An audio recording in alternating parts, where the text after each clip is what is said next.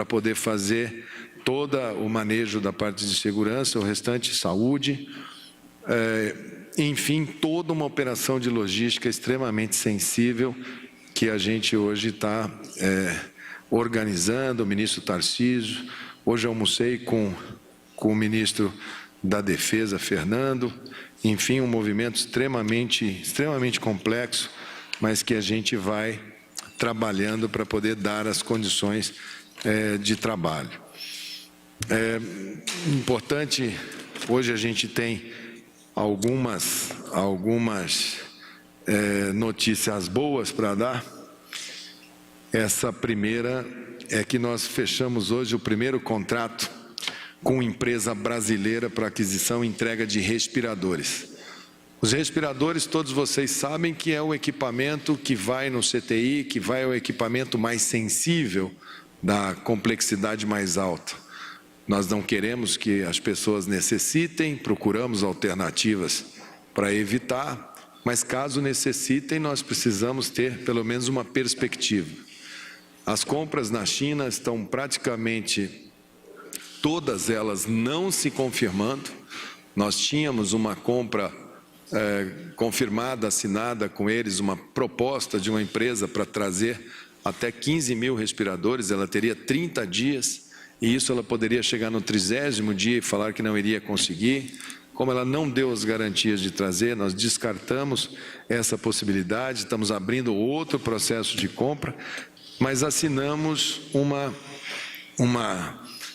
ação, materializamos uma ação que iniciou aproximadamente uns 45 dias, ela é extremamente complexa, que é fazer a indústria nacional disparar uma produção em tempo reduzido.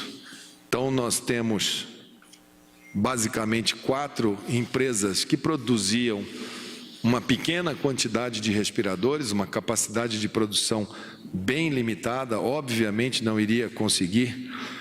Uma delas, eu vou citar o nome, que é a Magnamed, ela tinha capacidade de produzir 400, 500 respiradores até o fim do ano. Nós a redimensionamos, conseguimos que a indústria de outras áreas, uma enorme força-tarefa foi feita. Nós contamos com parceria da Positivo, que é uma gigante brasileira de circuitos eletrônicos, a Suzano, que foi fundamental, inclusive em adiantamento de recursos, em antecipação de recursos, a Klabin, a Flex, a Embraer, a Fiat Chrysler no Brasil, a White Martins, e conseguimos isso junto com os bancos BTG Pactual, Itaú, Federação Brasileira de Bancos, a Febraban, Ministério da Economia junto com o Ministério da Saúde, e só a Magnamed fechou para 6.500 respiradores em 90 dias. Então a gente espera começar, no mês de maio a gente vai aumentando, e em 90 dias a gente tem o suficiente com a Magnamed. E temos ainda mais três que o Roberto Dias Lopes, que é o responsável por toda a aquisição, toda a logística, toda a distribuição do Ministério da Saúde. Daqui a pouco eu vou passar para ele possa explicar de uma maneira bem pormenorizada quantos ventiladores são de transporte e emergência, quantos são para reavaliação em base, quantos que são pulmonares eletrônicos neonatal, enfim, e o prazo de entrega e o cronograma para abril, maio e juntos, né? Hoje também a gente vai iniciar os hospitais de pequeno porte, que são os HPP, são hospitais, são leitos que nós temos nas menores cidades. Eles irão iniciar agora, eles vão receber também pacientes, não de Covid, mas pacientes de internação crônica, pacientes que precisam de um eventual pós-operatório de menor complexidade. Nós publicamos hoje uma portaria que nós autorizamos, em caráter excepcional, a utilização temporária desses leitos, que eles podem ser usados para desafogar grandes centros. E entram nessa estratégia hospitais que possuem de 31 a 49 leitos. Nós queremos deshospitalizar dos nossos hospitais de maior complexidade, que ficarão na nossa retaguarda para atender, e nós estimamos que tem 15 mil leitos para cuidados prolongados. Não vão ser lá atendidos os pacientes de Covid. E um custeio de 186 mil a 294 mil por mês, conforme o porte, e o custo durante a emergência será de 360 milhões. A autorização ocorrerá a partir de solicitação do gestor local, ou seja, do município, e os estados farão a gestão de 100% desse leito. Nós publicamos também o valor da internação na UTI para casos de Covid, em função da complexidade, em função do risco, das insalubridades, enfim, todos a gente entende que quando o caso confirmado, o valor dessa diária tem que ser a maior. Isso era uma solicitação por parte dos hospitais. Nós também vamos receber 30 tomógrafos, também de doação, e aqui as pessoas me perguntam, eu quero doar, eu quero ajudar. A gente não tem pedido dinheiro para ninguém, isso vale para você também, isso vale para a pessoa que está na sua casa. O ministro da Saúde não pede recurso para ninguém, os fake news utilizam às vezes a voz da gente, dão muita credibilidade.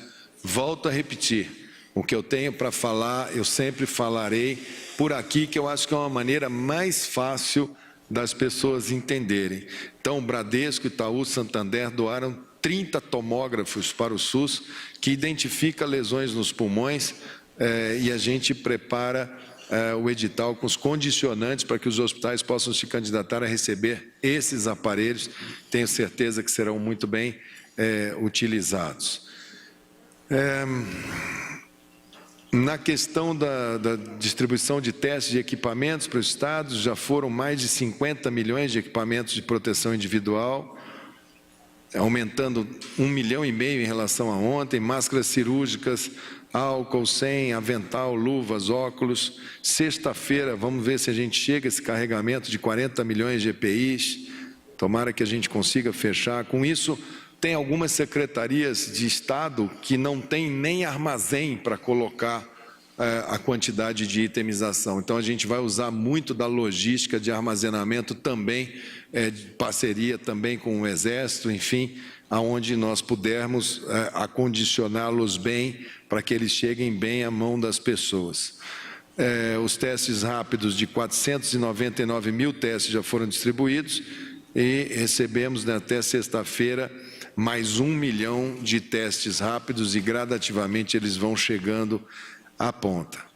Nas inscrições de profissionais e estudantes de saúde para o combate ao Covid, que é o Brasil Conta Comigo, de profissionais de saúde, 664.565 se inscreveram.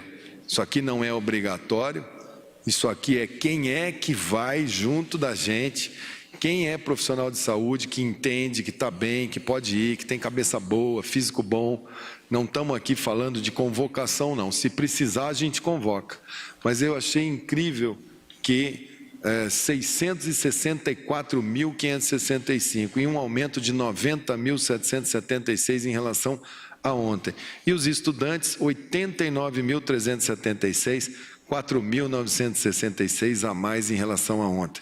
E a Força Nacional do SUS chegando a 7.768. Quer dizer, sempre disse, nós precisamos de ter os equipamentos, nós precisamos ter a segurança de ter equipamentos, de ter os leitos. Os governadores, os prefeitos têm que expandir a sua rede, fazer leitos.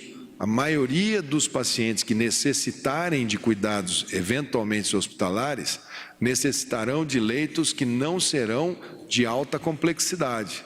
São pacientes que têm sintomas, precisam ir para o hospital, precisam tomar oxigênio, mas podem usar com catéter ou máscara, não utilizam-se de tubos, ultrapassam essa fase sem necessidade de ventilação mecânica. Dos que precisarem hospitais, esses serão a grande maioria. Aí nós teremos pacientes que irão necessitar de hospitais, mas temos que dimensionar o sistema tanto para esses quanto para os demais, para os críticos. Então nós precisamos de recursos humanos, precisamos de equipamento de proteção individual e precisamos dos insumos, precisamos dos respiradores e ventiladores. O sistema está expandindo. Eu acho que as últimas 2 semanas que foram de redução de mobilidade social nos ajudam um pouco a empurrar um pouco para frente um problema que a gente sabe que vai ter.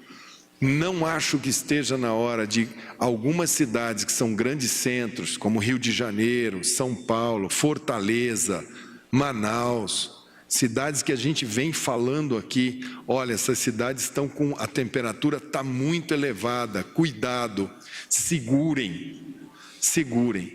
E por outro lado, nós temos mais de 80%, não sei se é isso, Wanderson, 86% dos municípios brasileiros que não têm nenhum caso confirmado, nem de Covid, nem de síndrome respiratória aguda. Então, o Brasil é muito grande, a gente tem diferentes Brasis aí dentro, a gente vai publicando guidelines, a gente vai publicando critérios para que os gestores fiquem sempre muito atentos às suas tomadas de decisão. O Ministério da Saúde pode ser, sim, sempre perguntado o que o Ministério da Saúde acha, o que o Ministério da Saúde recomenda. A gente tem conversado constantemente com os secretários. Manaus nos preocupa muito. Hoje teve troca de secretário de saúde lá em Manaus. Isso é mais algo que a gente não quer entrar no detalhe, mas nós precisamos que tenham pessoas que estejam já habituadas com a rede para que a gente não tenha que começar tudo do zero, né? De recursos, nós já comprometemos 7,6 bilhões no Ministério da Saúde. Acho que eu já citei isso aqui ontem, mas são 600 milhões para reforço de plano de contingência, 430 milhões proporcional ao número de habitantes, quer dizer, só aí foi 1 bilhão de recursos livres, 1,5 bilhão para custeio de 5 mil médicos com contrato de emergência, 900 milhões de saúde na hora, 1,5 bilhão de equipamentos de proteção individual, tentativa de aquisição de respiradores, tanto da China, esse daqui caiu, que era 1 bilhão, ela caiu. Fazendo agora essa operação com todas essas empresas, devemos chegar a um valor bem elevado, mais de 1 bilhão em respiradores dentro do Brasil. 650 milhões para locação, manutenção de 2 mil leitos novos, enfim, os leitos de UTI, serviço de emergência.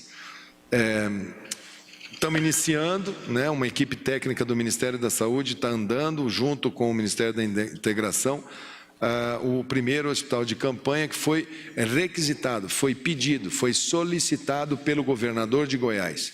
Fez a sua explanação de motivos e nós vamos entrar com a planta, vamos construí-lo, vamos entregar com a mobília toda pronta com a chave.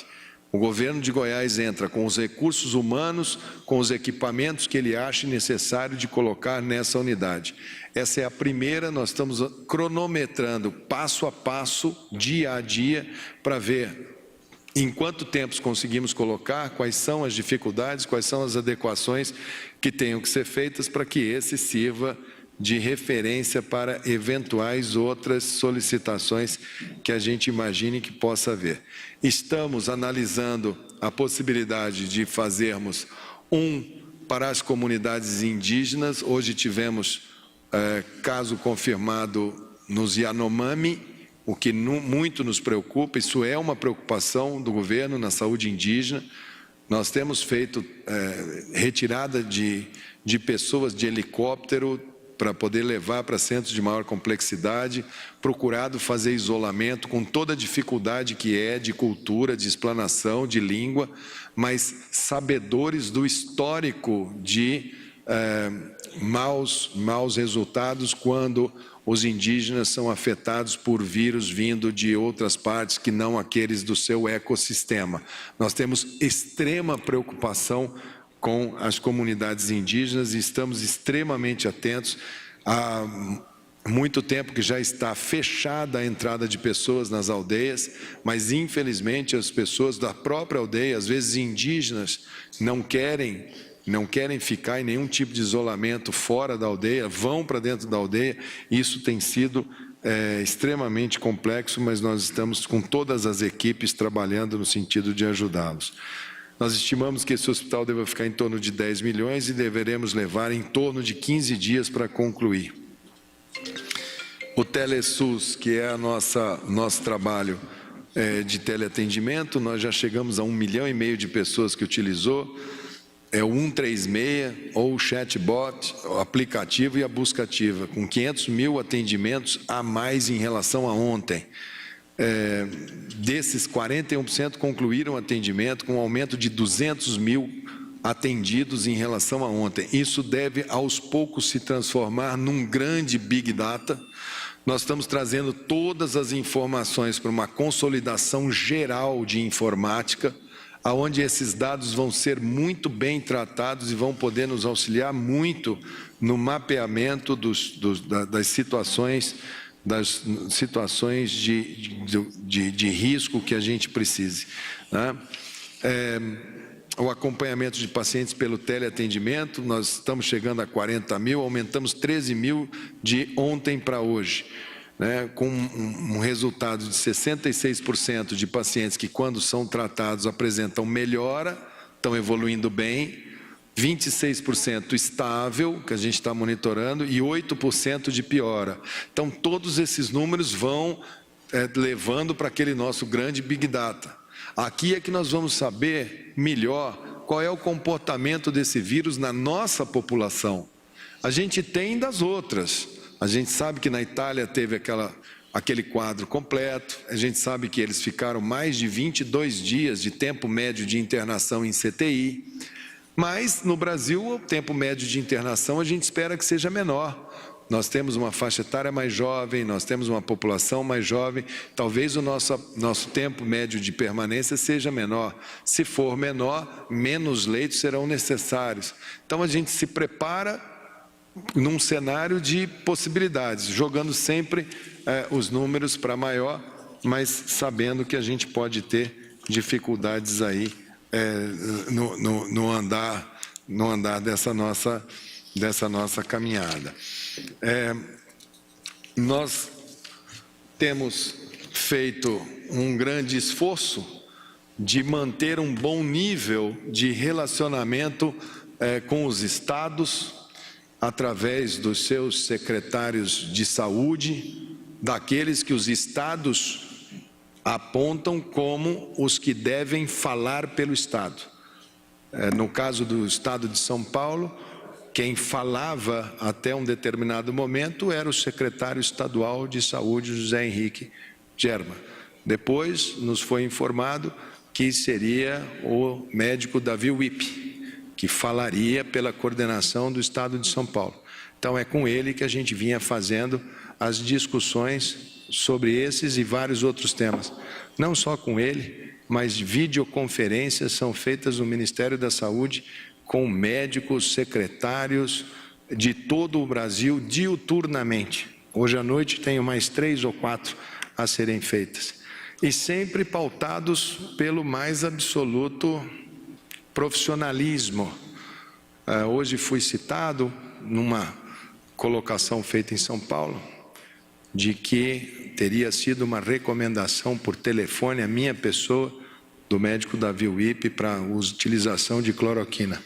Vamos deixar muito claro, volto a repetir, Conselho Federal de Medicina, sentado ao meu lado, presidente do Conselho Federal de Medicina, Dr. Mauro Luiz de Brito Ribeiro, presentes na videoconferência.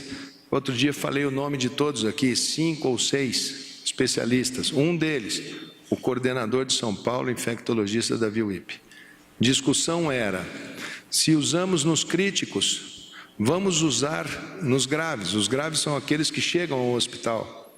Quem são os graves? São aqueles pacientes que têm dificuldade respiratória, que têm aba de nariz, que têm PO2 caindo, mas que não são pacientes que vão para tubo. Nós deliberamos por um consenso, aliás, nem consenso foi, porque teve um professor, que não são muitos nomes, que achava que não, que tinha que ter mais estudo. Deliberamos por consenso. Para quem? Quem é que analisa isso? Conselho Federal de Medicina. Hoje esse medicamento ele não tem paternidade. O governador não precisa querer politizar esse assunto. Esse assunto já está devidamente colocado.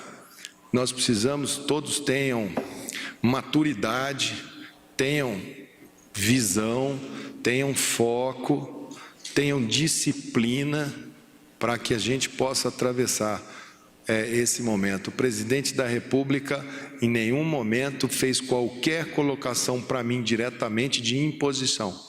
Ele defende, como todos nós defendemos, que se há chance melhor para esse ou aquele paciente, que a gente possa garantir o medicamento. Mas ele também entende quando a gente coloca situações que podem ser complexas, que podem colocar, ele também entende que nós precisamos que os conselhos analisem. Então, a cloroquina. Por que não dá para todo mundo no primeiro dia? Eu já expliquei várias vezes, mas vou explicar uma vez mais. Se eu tenho uma doença que, daqueles que têm sintoma, tem uma enormidade de pessoas que vão ter só o anticorpo, não terão sintoma. Mas aqueles que tiverem sintoma, que tiverem febre, que tiverem dor de cabeça, que tiverem aquele sintoma da gripe, eles vão fazer o teste, se eles fizerem o teste, e se chegar o resultado do teste a tempo hábil, que é uma outra discussão.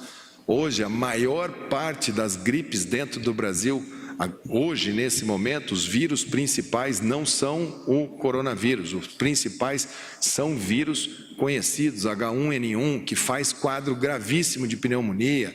Nós temos influenza A, influenza B circulando geral. Então, entrar com um medicamento, cloroquina, para esse tipo de vírus, que você não tem o diagnóstico de certeza, já seria uma primeira complicação, porque para esses tipos de vírus, o medicamento utilizado, por exemplo, H1N1, é o Tamiflu.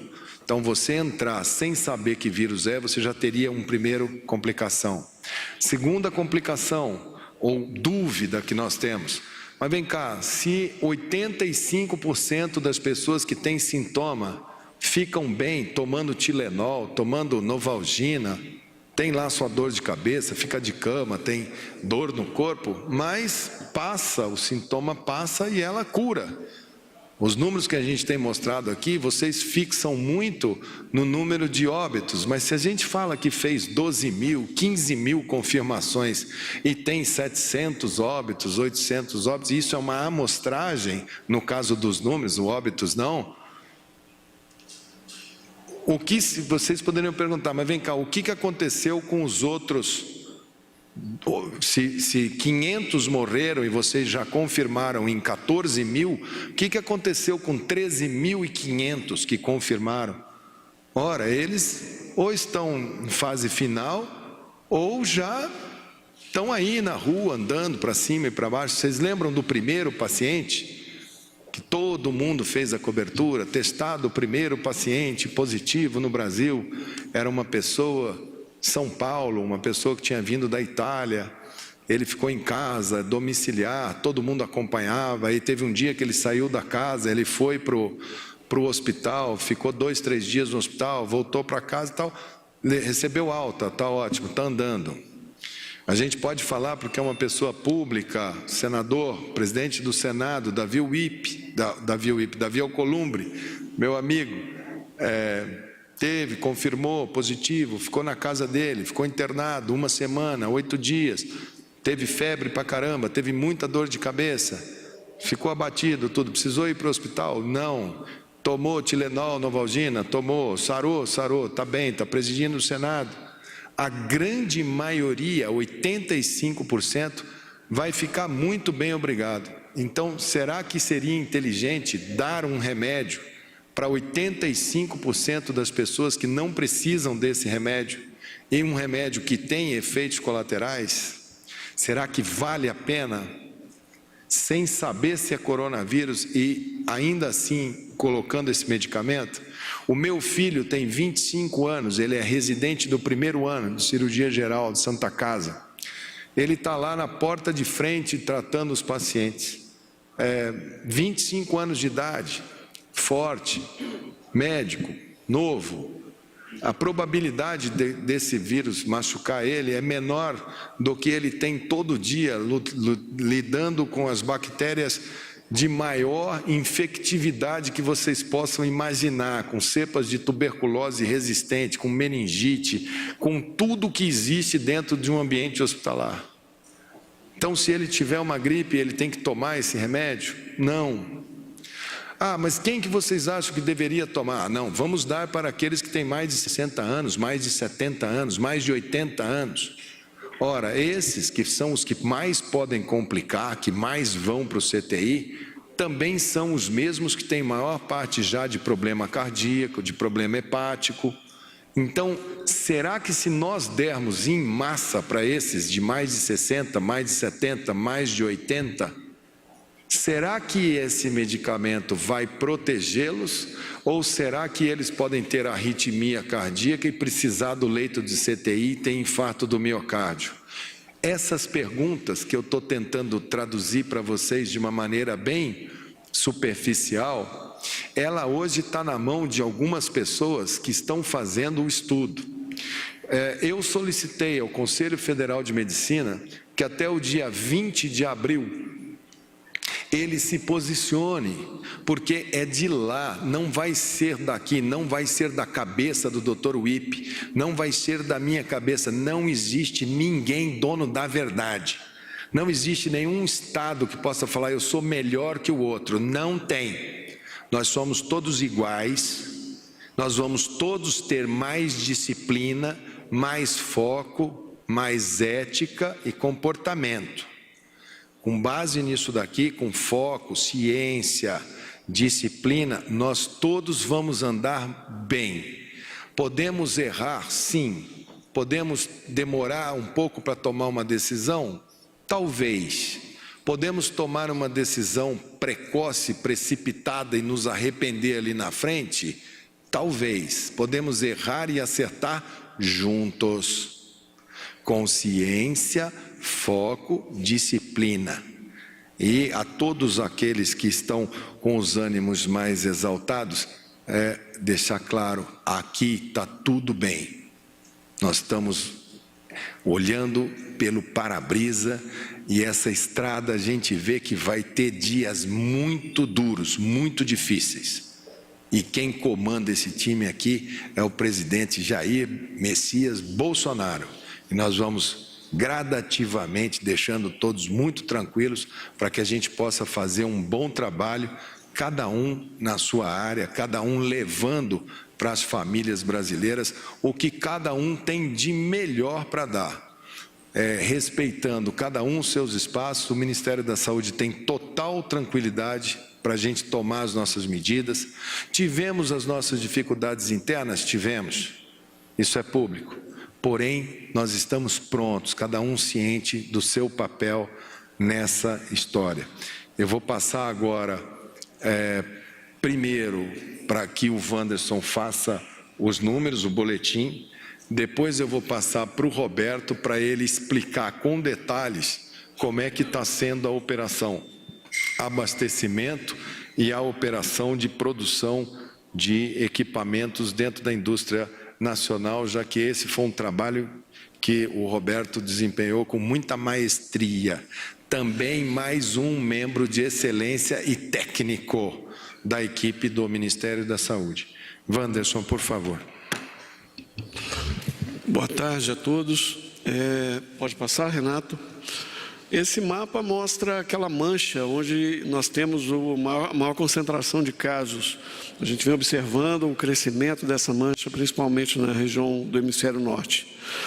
Quando nós olhamos essa mancha para os países que têm, ou os 10 principais países com o maior número de casos confirmados, o Brasil está em 14º, então tem os 10 países com o maior número de casos, mais o Brasil. O Brasil, nesse contexto, é o 14º em número de casos confirmados, o 12º país em número de óbitos, o 8º em taxa de letalidade e o 16º em taxa de mortalidade.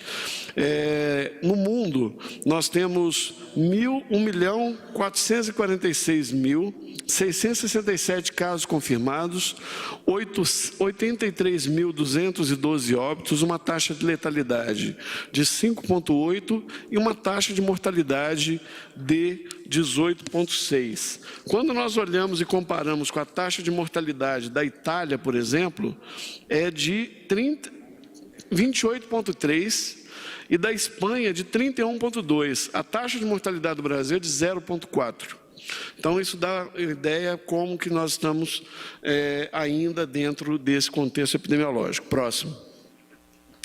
Até o momento, nós temos 15.927 registros de casos confirmados do Covid, sendo 800 óbitos, ou 5%. Região Norte tem 7,7% do total de casos, região Nordeste, 17,7% do total de casos, região Sudeste, 59,6% do total de casos, Centro-Oeste, 5,3% do total de casos e a região Sul, 9,7% do total de casos. No lado esquerdo, nós temos o mapa com os municípios com casos confirmados de Covid. Podem ver que tem uma grande área branca ainda, ou seja, muitos municípios que não têm nenhum registro de Covid, e quando a gente junta municípios que não têm nenhum caso de Covid, com aqueles municípios que não têm nem Covid, nem síndrome respiratória aguda grave, dá o que o ministro falou, 86% do total dos 5.570 municípios.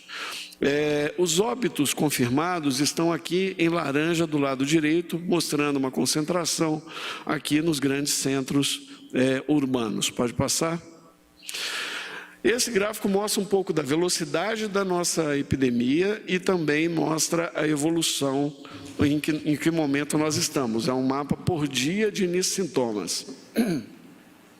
São 15.927 casos, 2.210 casos confirmados nas últimas 24 horas e 16% de incremento em relação até o dia anterior. Esse daí, Ivan, é muito interessante esse gráfico, a gente chama atenção, porque, entre outras informações que a gente olha, é essa taxa de 16%.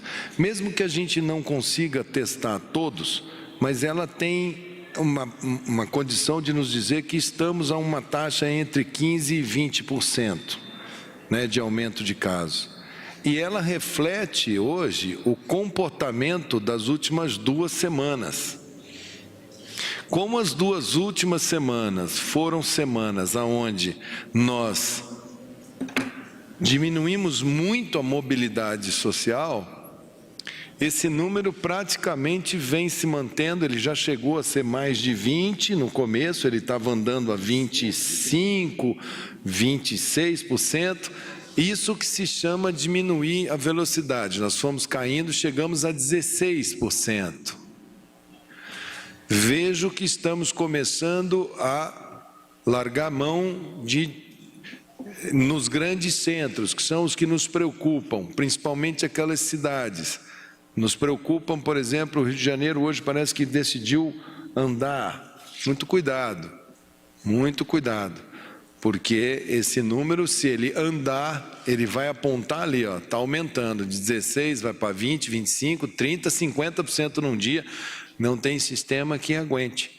Então, muita atenção. Os primeiros 100 casos nós fizemos em 17 dias. Os primeiros 1.000 casos, depois de 17 dias para fazer 100. Depois levamos apenas 7 dias para fazer 1.000. Depois levamos só 14 dias para fazer 10.000.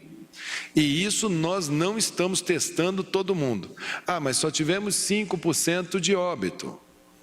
Tivemos 95% de não óbito. Ótimo. Mas poderíamos ter mais condições de atender as pessoas. Precisamos de mais equipamentos de proteção individual. Então, analisem, não é função do Ministério da Saúde dizer o que cada estado deve fazer.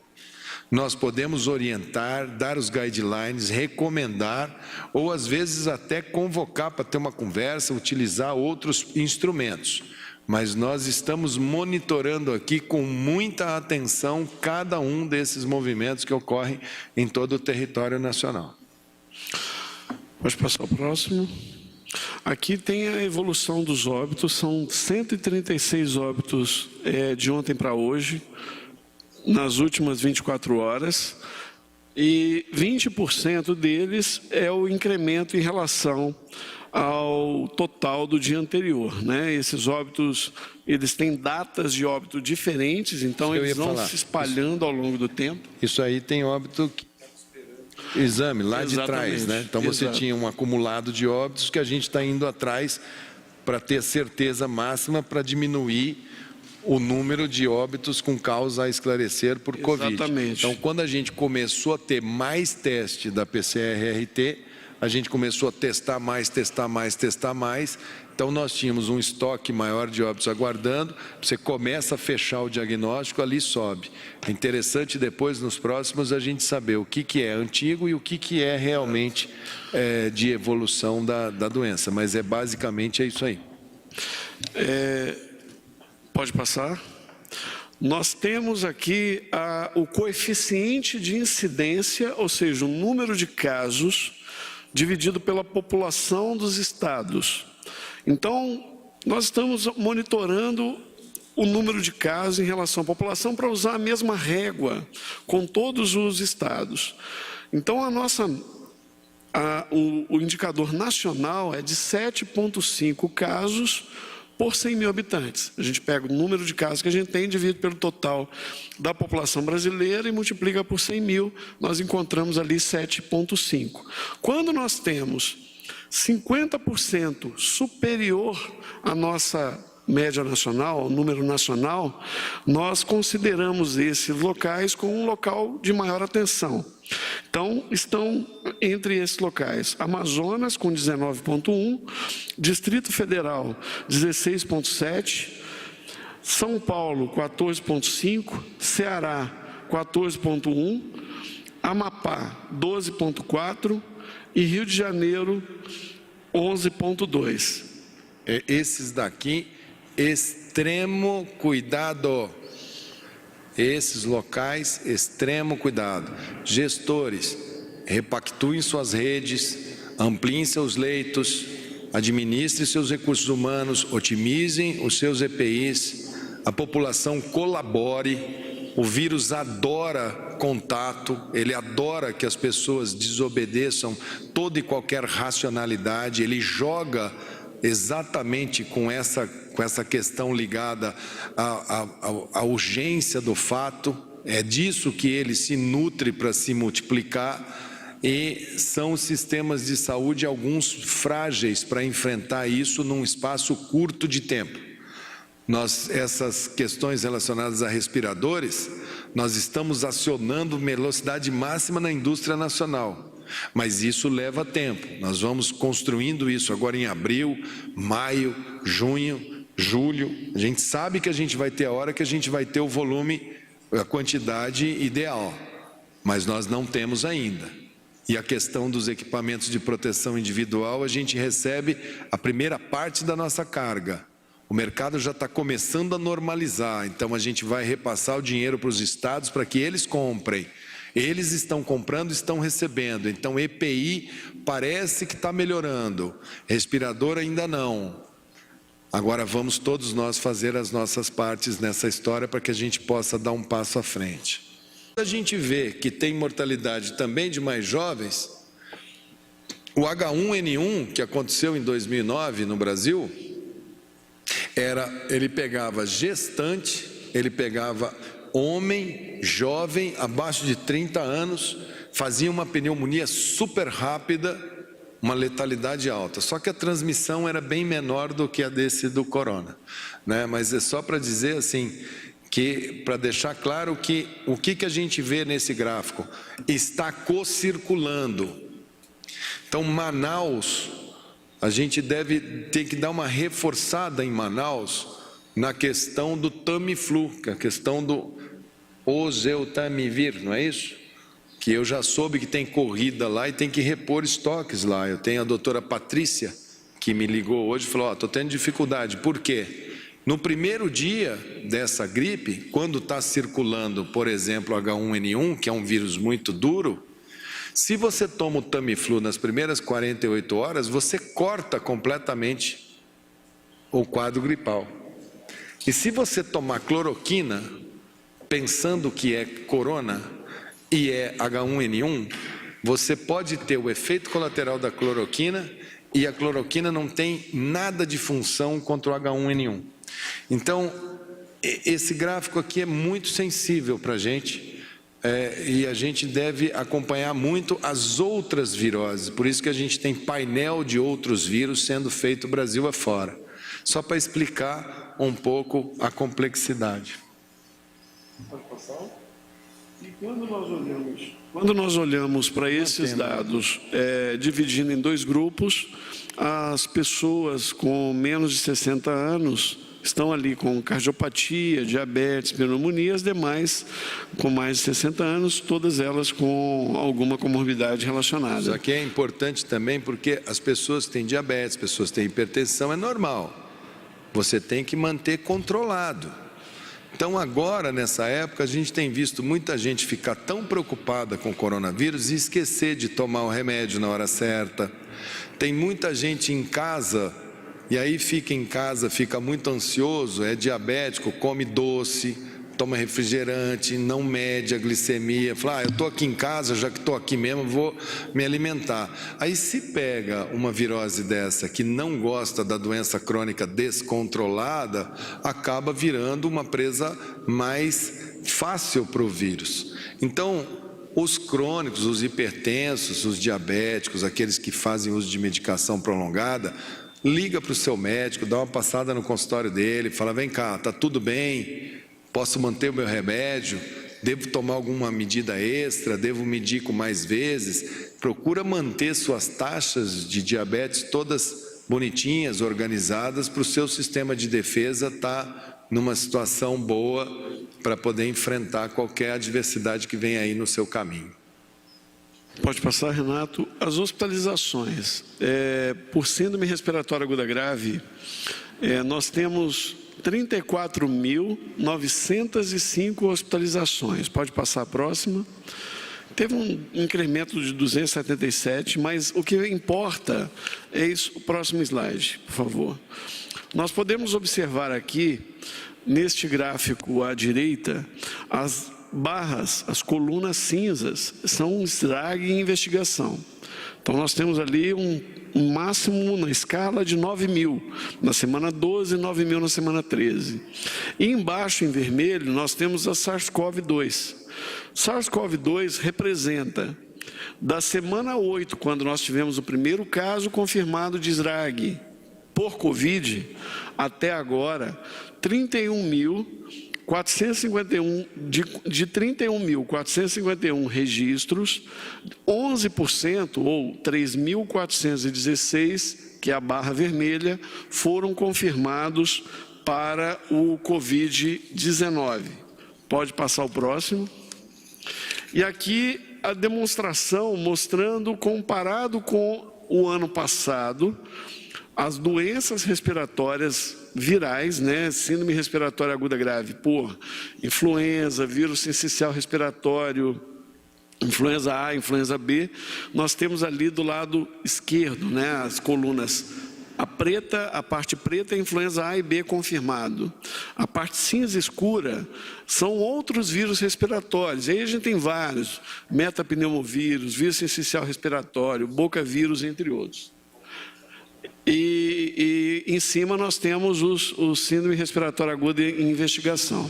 Então, basicamente, são esses. Do lado de cá é a circulação do período de 2020. Pode passar? Ok. Acabou. Acho interessante o Vantos que ele põe esses números para mim, lá para o pessoal, todo dia. Chega no final e fala, basicamente, são essas as principais. A gente fica... Ele é muito detalhista, é uma honra, um prazer trabalhar com o Wanderson, mas nós vamos ter que fazer alguma coisa até para o pessoal que está acompanhando em casa, fazer alguma coisa mais bem chapadinha, com um gráfico bem fácil para o pessoal poder, e depois a gente deixa o boletim, vocês vão encontrar tudo isso no boletim com esses detalhamentos, mas aqui para esse momento a gente fazer isso para ficar mais condensado, mais rápido. Eu acho que hoje o Roberto, que eu gostaria que explicasse toda essa operação, foi uma operação que contou. E aqui eu quero agradecer ao empresariado brasileiro que não está medindo esforços, está todo mundo se falando, está todo mundo colaborando, mas eu gostaria que esse caso respiradores, que é uma solução brasileira, é o nosso sistema único de saúde, é a nossa sociedade, é o que nós temos no nosso país, que a gente conseguiu ter essa luz aí nossa. Roberto, por favor. Obrigado, ministro. Bom, o ministro hoje então traz à mesa o primeiro contrato de respiradores com produção nacional. Isso é uma parceria iniciada entre o Ministério da Economia e o Ministério da Saúde, onde o Ministério da Economia fez um trabalho belíssimo de mapeamento do parque industrial brasileiro, de quem fazia o quê, de quem teria capacidade de agregar, de se juntar a essas empresas que têm uma escala pequena face à necessidade nacional, mas têm a expertise de fazer, e quais grandes empresas poderiam expandir essa linha de produção. O ministro já citou as parcerias, as empresas parceiras que nos ajudaram muito.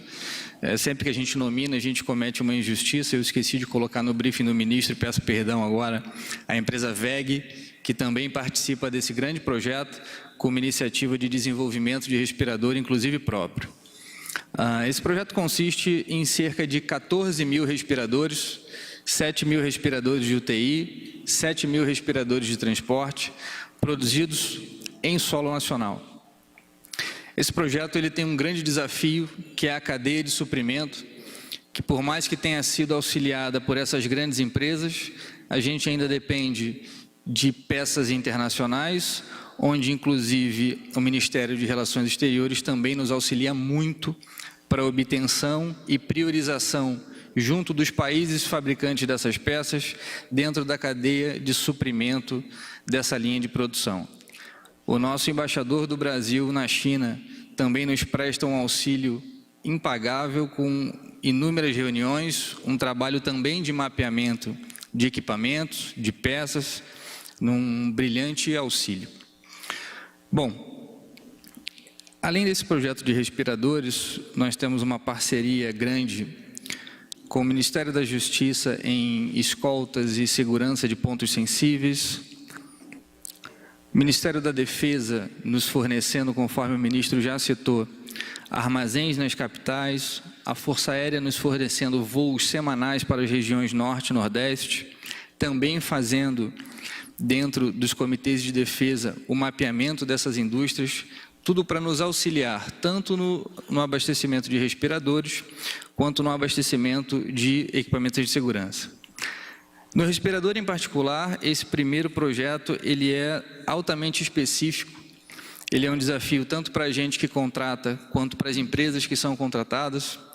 Ele teve uma coragem impensável do nosso ministro na condição de contratação dessas peças, na condição de contratação desses respiradores. Dificilmente um ente público faria o que a gente teve a condição de fazer sozinho.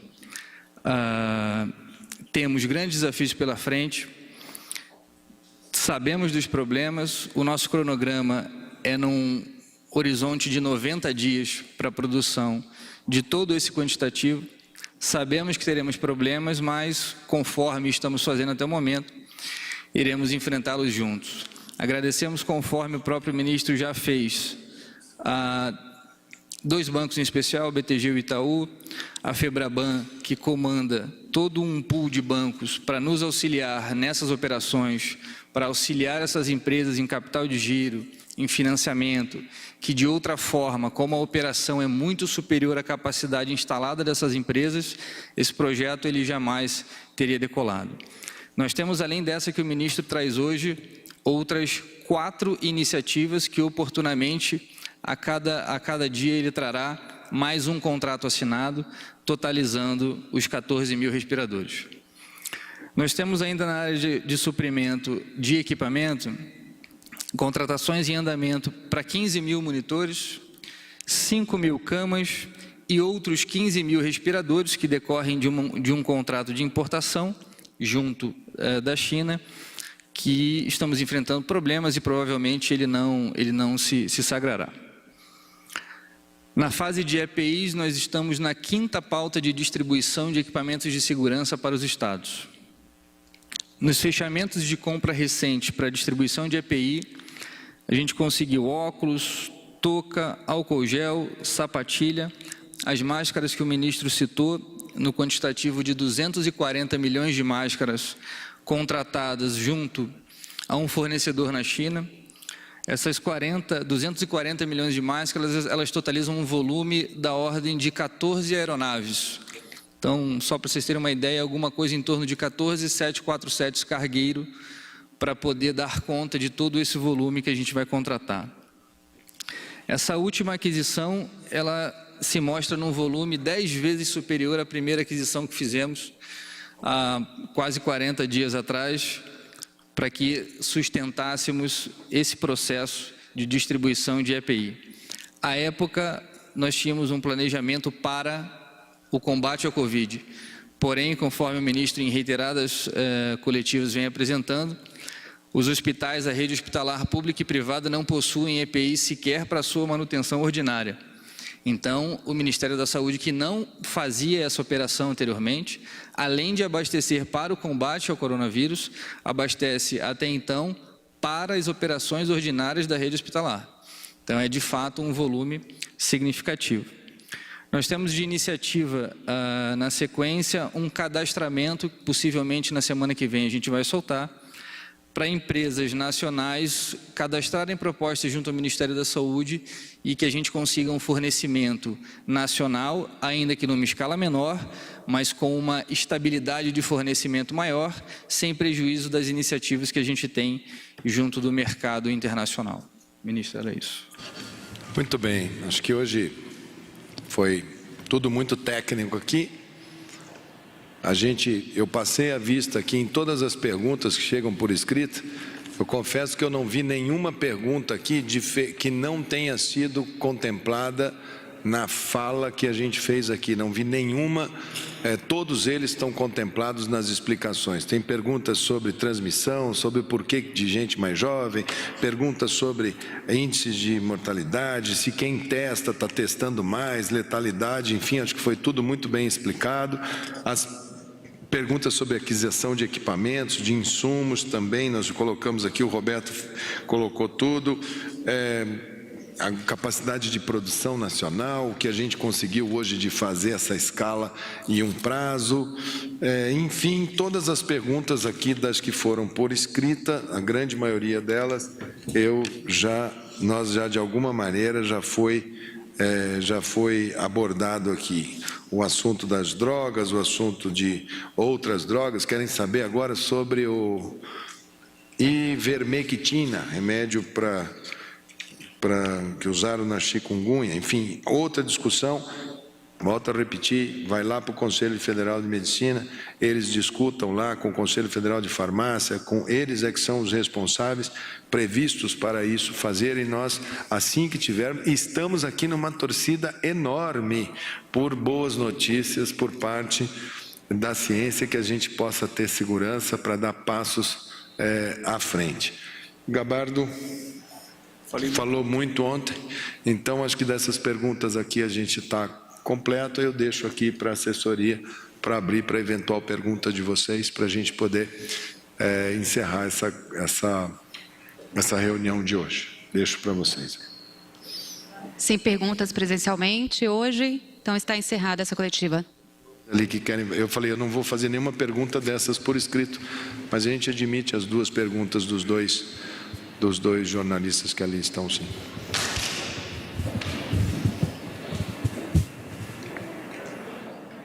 Olá, ministro, boa tarde. Fábio Muracal do Valor Econômico, ministro. O senhor teve uma reunião hoje, né, com o presidente Jair Bolsonaro de manhã. Gostaria de saber o que foi conversado. Os senhores andaram tendo desentendimentos, isso é público, o senhor mesmo disse. Se foi uma reunião mesmo para acertar os ponteiros, unificar o discurso. O que foi conversado hoje? Exatamente, a gente colocar as situações, colocar as simulações, os números que nós temos, o presidente dando as suas orientações, uma reunião de trabalho, uma reunião boa, um bom clima, toda a equipe está tranquila, todo mundo trabalhando, eu acho que isso daí foi muito bom e a gente deve ter outras, já fiz agora de tarde outra, colocando algumas situações a respeito dessas operações mais delicadas, operações internacionais. O presidente é muito parceiro, muito voluntarioso, tem um pensamento muito forte no Brasil. A gente vai dando passos para rumo a uma unidade muito boa por parte do governo.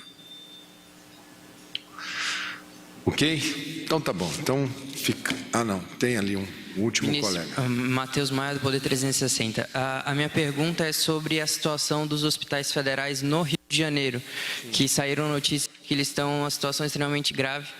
E também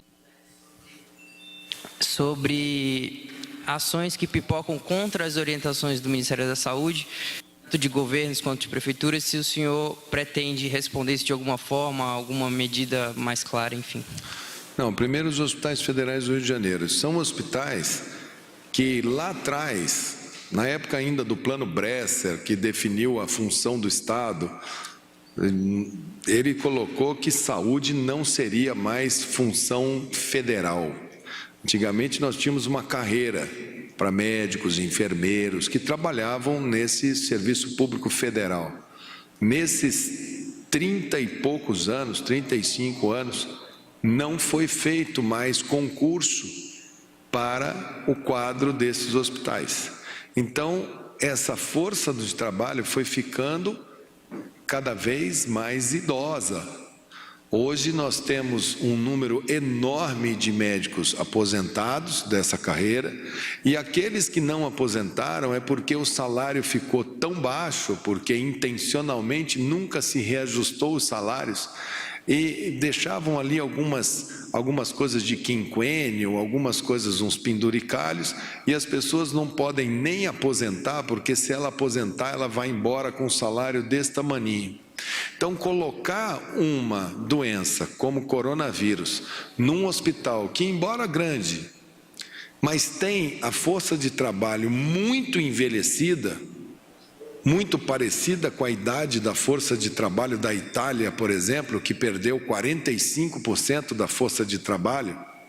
O que a gente tem recomendado lá no Rio de Janeiro e colocado para a Secretaria é que esses hospitais possam estar funcionando para as milhares de pessoas que terão necessidades hospitalares, mas de doenças que não sejam ligadas ao coronavírus, porque as pessoas vão continuar tendo abscesso, vai continuar tendo apendicite, vai continuar tendo uma série de problemas que, às vezes, a grande emergência, hospitais como Souza Aguiar, como Miguel Couto, como, enfim, inúmeros lá, Chagas, poderão estar com as suas portas recebendo. Há uma tentativa do Ministério da Saúde com a Secretaria do Rio de que eles possam contratar pessoas, força de trabalho, e nós possamos ceder aos prédios, às instalações, para que entre uma força de trabalho que seja mais apropriada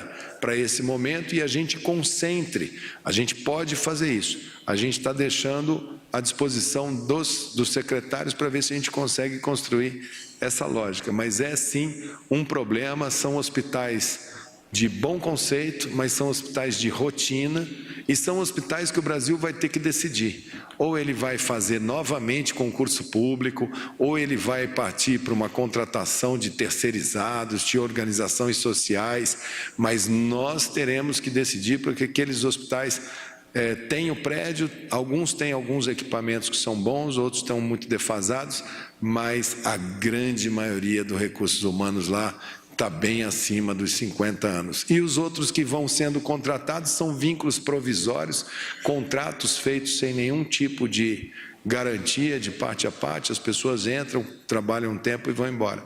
Ali no Rio de Janeiro, os hospitais federais carecem, estão sucateados de recursos humanos há muito tempo. E a outra parte da sua pergunta não me... Quem não está cumprindo com as orientações do Ministério. Quem não está cumprindo com as orientações do Ministério, você diz em termos de governos de Estado e prefeituras? Pessoas da vida, do dia a dia, Olha, o que o Ministério da Saúde... Nós não temos poder de polícia, nós não somos dono do destino das pessoas, nós temos uma obrigatoriedade por missão de dizer aos governos, dizer aos prefeitos, dizer às pessoas, nós monitoramos, nós fazemos o diagnóstico, nós estamos vendo, nós estamos colocando tudo o que nós temos de melhor à disposição deles, para que eles tomem as suas melhores decisões baseados nos números que eles tiverem, com racionalidade, disciplina, foco e ciência, que é o que eles têm que fazer na ponta de lá. As pessoas, as mesmas que falam, vamos sair, vamos arrebentar, vamos fazer uma festa, vamos beijar, vamos abraçar, serão as mesmas que daqui a 15 dias falarão, ué, por que está acontecendo isso? Eu sempre dou o exemplo daquele pessoal do movimento anti-vacina. Vocês lembram dele? Quando a gente fica pedindo, por favor, vacinem contra a gripe. Eles vão lá e falam, não vacine, porque a gripe é para fazer mal para você. Vacine contra sarampo. Não, eu sou contra o sarampo. Eu acho que nós temos que adoecer de sarampo. Esse é o mesmo pessoal que hoje está de joelho pedindo a Deus para uma vacina para o coronavírus. Que se sair uma vacina, ele vai ser o primeiro da fila, ele vai falar, eu nunca falei mal de vacina. Se eu falar, só toma vacina de coronavírus, quem tiver com a carteira de vacinação completa para as outras vacinas, a deles estará um primor. Então, muito cuidado com falsos profetas, muito cuidado com crendice, muito cuidado com quem fala aqui. Isso daqui, o Ministério da Saúde, assim ou assado, nós não somos dono de verdade nenhuma. Nós damos orientação, damos sugestão, recebemos milhares de cartas, telefonemas, e-mails de todo o Brasil no telefone, de pessoas que falam, estamos juntos, estamos aqui, estamos fazendo a nossa cota de sacrifício, empresários conscientes, empresários como esses que nós citamos aqui, que não ficaram na rua falando, lamentando o fechamento da sua loja, o que ele vai ter que demitir, mas que vieram para buscar uma solução brasileira, uma solução ajudada. Qualquer empresário pode ajudar, acione o parque têxtil da sua cidade, contrate lá o pessoal para fazer máscaras de pano, construa redes de solidariedade, cestas básicas. Nós temos dificuldade, sim, em apresentar. Tinha uma pergunta aqui que quer saber quando que vai vir o plano de manejo das favelas ou das comunidades com exclusão. Hoje nós começamos a primeiro plano de manejo, e eu não vou falar em qual comunidade será, mas começamos o primeiro para fazer um teste piloto, porque ali você tem que entender a cultura, a dinâmica. Ali a gente tem que entender que são áreas que muitas vezes o Estado está ausente, que quem manda é o tráfico, quem manda é a milícia. Como que a gente constrói essa ponte em nome da vida, e a saúde dialoga sim com o tráfico, com a milícia, porque eles também são seres humanos e eles também precisam colaborar, ajudar a participar. Então, nesse momento, quando a gente faz esse tipo de colocação, a gente deixa claro que todo mundo vai ajudar, todo mundo está fazendo sua parte. Hoje, a live de hoje, que vai cantar para esse Brasil, para o pessoal que vai estar em casa, para o pessoal que sabe que está fazendo um sacrifício, mas que precisa também espairecer um pouco, é a Marília Mendonça. E vai aqui, Marília Mendonça, nosso cumprimento, que você faça uma boa live, que as pessoas curtam em casa, que a gente não aglomere. Eu sei que os shows são para milhões de pessoas. Quando estão no mesmo palco, eu vi você falando que você gosta do contato com a sua plateia e deve estar sentindo muita falta dela. Mas saiba que nós, como fãs do seu trabalho, ficamos mais fãs aqui no Ministério da Saúde por você estar fazendo e não estar aglomerando as pessoas. Uma boa live aí para todo o Brasil e uma boa cobertura para toda a imprensa. Obrigado.